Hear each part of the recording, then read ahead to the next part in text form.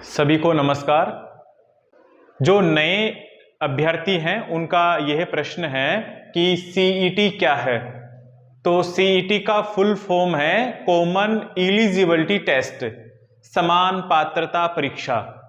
यह समान पात्रता परीक्षा कौन से पदों के लिए, कौन सी भर्ती के लिए, कौन से विभाग के लिए जरूरी है, यह एक बड़ा प्रश्न है। जो 12वीं पास वाली पात्रता परीक्षा है, यह समान पात्रता परीक्षा जैसे राजस्थान पुलिस में कांस्टेबल है, वन विभाग में वनपाल है, इसके अलावा जो पंचायती राज है उसमें कनिष्ठ सहायक है, सचिवालय लिपिक वर्गीय जो कनिष्ठ सहायक हैं, आबकारी में जो जमादार हैं, ऐसे विभिन्न 10-11 पद हैं। उनके लिए समान पात्रता परीक्षा 12वीं पास को उत्तीर्ण करना जरूरी है। आपको इस क्लास के डिस्क्रिप्शन में आपको नोटिफिकेशन मिल जाएगा, वहां से आप इस पीडीएफ को निकाल करके पढ़ सकते हैं कि वो 12 विभाग कौन से हैं जिनके लिए हमें ये पात्रता परीक्षा उत्तीर्ण करना अनिवार्य है। अगला प्रश्न ये है कि अपना जो सीईटी में आरक्षण व्यवस्था है या नहीं है, या कितने प्रतिशत अंक अपने को उत्तीर्ण करने के लिए चाहिए। तो जो नोटिफिकेशन है उसके अनुसार कम से कम आपको 40% अंक तो प्राप्त करने ही पड़ेंगे। अगर आप 40% अंक से कम अंक प्राप्त करते हैं तो आपका समान पात्रता परीक्षा में उसको उत्तीर्ण नहीं समझा जाएगा। और जो अनुसूचित जाति और जनजाति के जो अभ्यर्थी हैं उन्हें 5% की छूट दी गई है, अर्थात 35% अगर वो अंक प्राप्त करते हैं तो वो इस पात्रता परीक्षा में उत्तीर्ण माने जाएंगे। अगला प्रश्न है कि उत्तीर्ण होने पर क्या जॉब मिलेगी? नहीं, आपको जॉब नहीं मिलेगी। यह केवल पात्रता परीक्षा है। जैसे राजस्थान पुलिस कांस्टेबल, कनिष्ठ सहायक, जमादार, वनपाल आदि विभागों में इन पदों की भर्ती के लिए अगर आप फॉर्म भरना चाहते हैं तो उससे पहले आपके पास में यह पात्रता होना जरूरी है, यानी यह परीक्षा उत्तीर्ण होना जरूरी है। अगर आप इस परीक्षा को उत्तीर्ण नहीं करते हैं तो आप उनमें फॉर्म भी नहीं भर पाएंगे। आपको इन विभागों में फॉर्म भरने के लिए ही ये पात्रता, ये परीक्षा उत्तीर्ण करना अनिवार्य है। अगला प्रश्न है कि इस समान पात्रता परीक्षा के लिए फॉर्म भरने के लिए कितनी फीस लगेगी। तो इसमें जो जनरल कैटेगरी के अभ्यर्थी हैं और ओबीसी, एमबीसी के जो क्रीमी लेयर हैं उनके 600 रुपए, और जो बाकी समस्त कैटेगरियां हैं उन सभी के लिए 400 रुपए फीस निर्धारित की गई है। अगला है कि आवेदन की अवधि क्या है।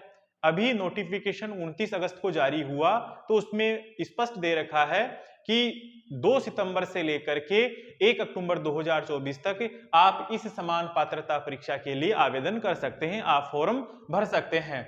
आगे की शैक्षणिक योग्यता क्या है, इस समान पात्रता परीक्षा के लिए आपके पास में क्या शैक्षणिक योग्यता होना जरूरी है। तो इसमें पहले ही क्लियर कर दिया है कि जिन्होंने सीनियर सेकेंडरी कर रखा है या इसके समतुल्य हैं उनको ये फॉर्म भरना चाहिए।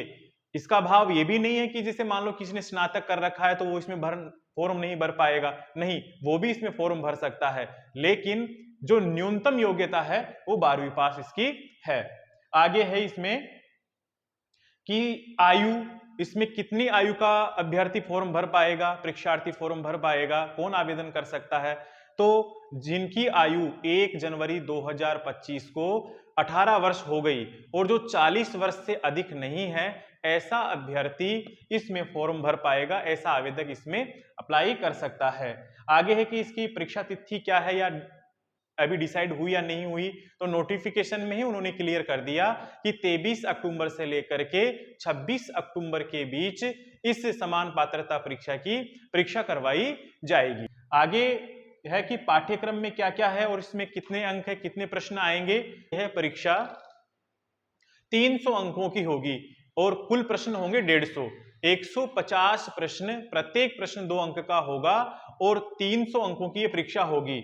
इस परीक्षा में पाठ्यक्रम में विशेषतः राजस्थान को ही लिया गया है, जैसे राजस्थान का इतिहास, कला, संस्कृति, साहित्य, विरासत आदि को इन्होंने इतिहास में लिया है। फिर राजस्थान और भारत का भूगोल इसमें लिया है। राजस्थान को पर विशेष बल देते हुए भारतीय राजनीतिक व्यवस्थाएं, राजस्थान की अर्थव्यवस्था, general science, general English, general Hindi, सामान्य हिंदी और मानसिक योग्यता के प्रश्नों के साथ में कंप्यूटर ज्ञान और समसामयिकी के प्रश्न पूछे जाएंगे और उनकी संख्या 150 होगी। प्रत्येक प्रश्न 2 अंक का होगा। अगला बिंदु है 5 विकल्प। 5 विकल्प वाली OMR और प्रश्न पत्र। जो अपना प्रश्न पत्र है उस प्रश्न पत्र में आपको, जैसे मान लो कोई क्वेश्चन है, उस क्वेश्चन में आपको 5 विकल्प मिलेंगे। 5 विकल्प मिलेंगे। अगर मान लो कि इन 4 में से कोई एक उत्तर है तो आप OMR में क्या करेंगे, उस एक गोले को काला कर देंगे। और मान लो कि आपको ये प्रश्न नहीं आ रहा तो आप इसे, पहले तो ये व्यवस्था थी कि आप 4 में से किसी एक को आप चुनेंगे, वो आपका सही उत्तर होगा, और आप उसको नहीं करना चाहते तो आप उसको चारों में से किसी को भी नहीं लिखेंगे, ब्लैंक छोड़ करके आएंगे। लेकिन अब ये 5 विकल्प में ये व्यवस्था है कि अगर आपको ये प्रश्न नहीं आ रहा तो आप जो लास्ट वाला ऑप्शन है इस वाले को आप काला करके आएंगे, इसे छोड़ करके नहीं आएंगे। नोटिफिकेशन में ये साफ उन्होंने लिख दिया है कि जो 150 प्रश्न आएंगे, 150 प्रश्न आएंगे, इन 150 में से आप 10% यानी 15 प्रश्नों के कोई एक भी विकल्प को आप काला नहीं करते हैं, गोला भर करके नहीं आते हैं, तो आपका 1/3 ऋणात्मक अंकन किया जाएगा। 1/3 ऋणात्मक अंकन किया जाएगा। यानी आप अगर 15 प्रश्न छोड़ करके आ जाते हैं तो आपके 5 सही प्रश्नों के उत्तर, 5 सही प्रश्नों के अंक काट लिए जाएंगे। एक शर्त उन्होंने और लिखी है, अगर कोई अभ्यर्थी 10% यानी 15 प्रश्नों से अधिक प्रश्नों को ब्लैंक छोड़ करके आता है या किसी भी गोले को ब्लैंक नहीं भरता है तो ऐसी स्थिति में उसे परीक्षा में अयोग्य घोषित कर दिया जाएगा। जैसे मान लो किसी अभ्यर्थी ने 150 में से 16 प्रश्न छोड़ करके आ गया, यानी उसने एक भी गोला नहीं भरा 16 प्रश्नों का, तो उसके भरे कितने, 134 गोले उसने भरे, लेकिन उसके 134 प्रश्न सही होते हुए भी वो परीक्षा में अयोग्य घोषित हो जाएगा अगर उसने 15 प्रश्न यानी 10% से अधिक गोले छोड़े तो। ऋणात्मक अंकन केवल 15 तक ही है, 15 से ऊपर जाते ही उसे अयोग्य घोषित कर दिया जाएगा। तो सभी अभ्यर्थियों को परीक्षा देते समय सारे प्रश्नों के अगर आपको उत्तर आ रहे हैं तो बहुत अच्छी बात है, अगर आपको उत्तर नहीं आ रहा तो ऐसी स्थिति में आप 5वां विकल्प है उसको भर करके आएंगे। इस परीक्षा में ऋणात्मक अंकन नहीं है तो 5वां विकल्प भरने की आपको आवश्यकता ही नहीं है, क्योंकि आपको सारे प्रश्न अटेम्प्ट करने हैं, आपको 5वां विकल्प भरने की आवश्यकता ही नहीं होगी। सबसे बड़ा प्रश्न यह भी है कि अब हम तैयारी कैसे करें। देखो, परीक्षा काफी नजदीक है और और आप बहुत विस्तार से अब नहीं पढ़ पाएंगे, तो जो चुनिंदा पुस्तक हैं उनके माध्यम से ही आप अध्ययन करें। आप राजस्थान के जीके के लिए, राजस्थान की राज्य व्यवस्था, अर्थव्यवस्था के लिए आप कोई भी एक गाइड खरीद लें और उससे आप आज ही तैयारी प्रारंभ कर दें। साइंस के लिए मैं बताना चाहूंगा, जनरल साइंस में उन्होंने बहुत सारे टॉपिक ले लिए हैं और इसके जो ऑथेंटिक बुकें हैं वो बाजार में काफी कम हैं। ऐसी स्थिति में अभी कुछ रोज पहले ही एक पुस्तक प्रकाशित हुई है अवनी पब्लिकेशन की, बहुत ही शानदार बुक है, उसके लेखक श्री हेमराज गुर्जर हैं। आप उस पुस्तक को भी पढ़ सकते हैं। बहुत ही सारगर्भित तरीके से उस पुस्तक को लिखा गया है और जो सही कंटेंट है, ऑथेंटिक कंटेंट है, उसमें लिया गया है।